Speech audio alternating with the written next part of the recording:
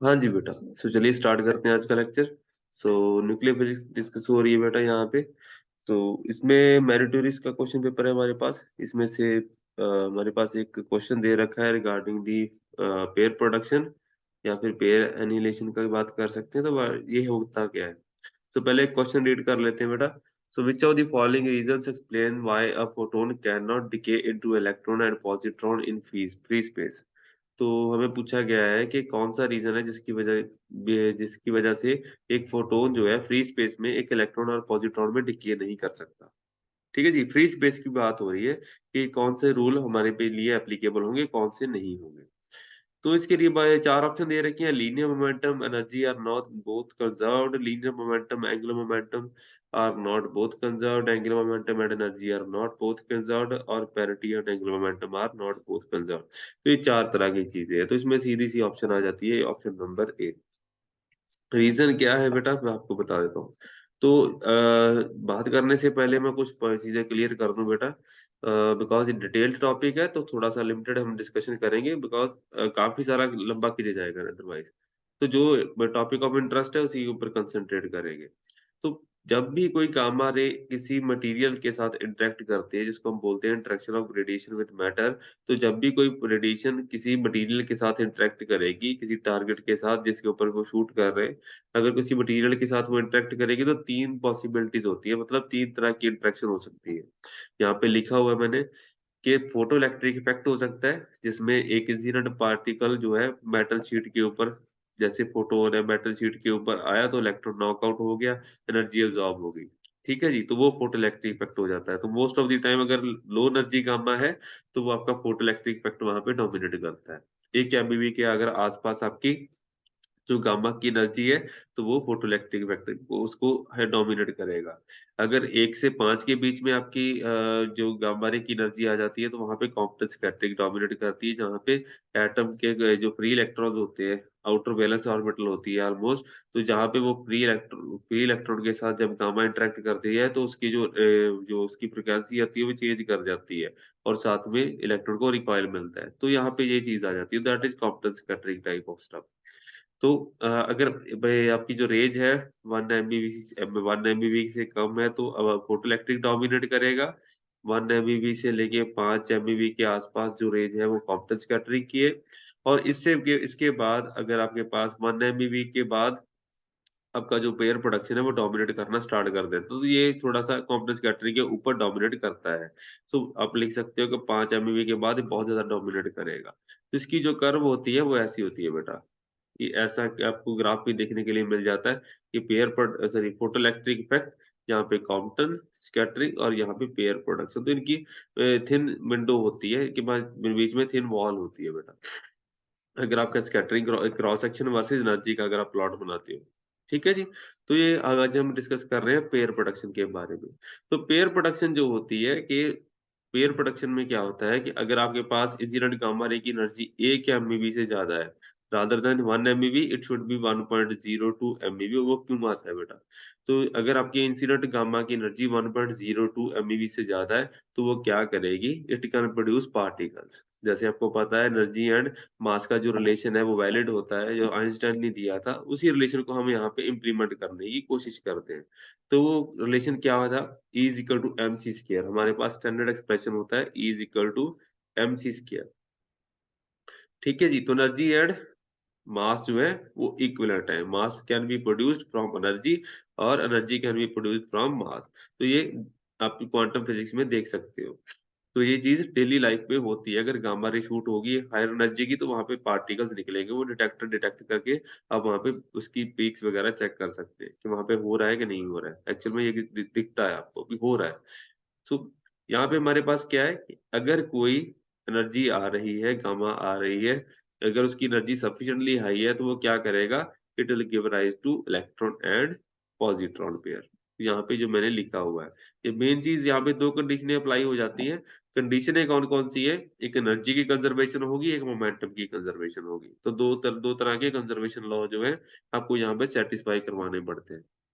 तो पहली मैंने आपको ऑलरेडी बता दिया कि गामा की जो एनर्जी है वो ज्यादा होनी चाहिए so as to support the production of electron and positron. तो उसमें इतना फ्यूल होना चाहिए गामा में so that it can take care of the production of particles. तो इलेक्ट्रॉन की प्रोडक्शन के लिए क्या करना पड़ेगा, कम से कम इसकी रेस्ट मास एनर्जी के बराबर एनर्जी होनी चाहिए। तो पॉजिट्रॉन का केस भी सिमिलर है because these are antiparticle of each other. Electron का एंटी पार्टिकल कौन सा है बेटा, पॉजिट्रॉन है।